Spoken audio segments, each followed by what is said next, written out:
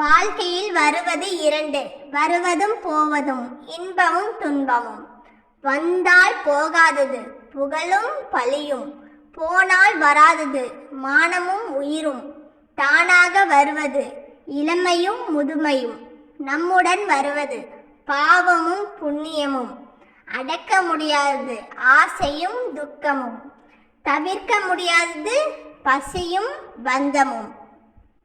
பிரிக்க முடியாதது பந்தமும் பாசமும், அழிவை தருவது பொறாமையும் கோபமும்.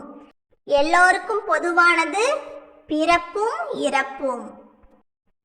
உன்னிடம் அடுத்தவரை பற்றி குறை கூறுபவர் உன்னை பற்றியும் மற்றவரிடம் குறை கூறுவார். எந்த நோயும் மனிதனை கொல்வதில்லை, அதை பற்றிய பயம்தான் அவனை கொல்கிறது. உடலை அதன் போக்கில் விட்டுவிட்டு உங்கள் வேலையை நீங்கள் பாருங்கள். அது எதற்காக வடிவமைக்கப்பட்டதோ அதை அது மிக சிறப்பாக செய்யும். நம்ம கிட்ட எவ்வளவுதான் நல்ல குணம் இருந்தாலும் பணம் இல்லைன்னா நாய் கூட மதிக்காது. தேவை எனில் முகவரி தேடுவதும், தேவை முடிந்ததும் முகங்களையே மறந்து விடுவதும் இந்த உலகத்தின் இயல்பு. கஷ்டத்தை அனுபவிக்காமல் எந்த ஒரு மனிதரும் அவரது லட்சியத்தை அடைய முடியாது. ஒரு கட்டத்தில் நாம் கடந்து வந்த காலங்களை திரும்பி பார்த்தால் எல்லோரும் நம்மை உபயோகப்படுத்தி கொண்டார்களே தவிர யாரும் நமக்கு உதவவில்லை என்பது புரிகிறது.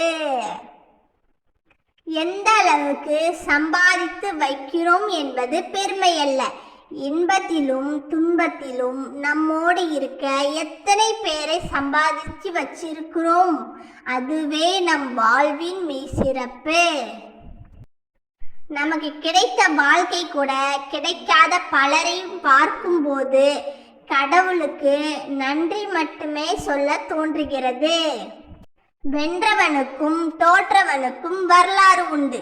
வேடிக்கை பார்த்தவனுக்கும் விமர்சனம் செய்தவனுக்கும் ஒரு வரி கூட கிடையாது வாழ்க்கை புத்தகத்தில்.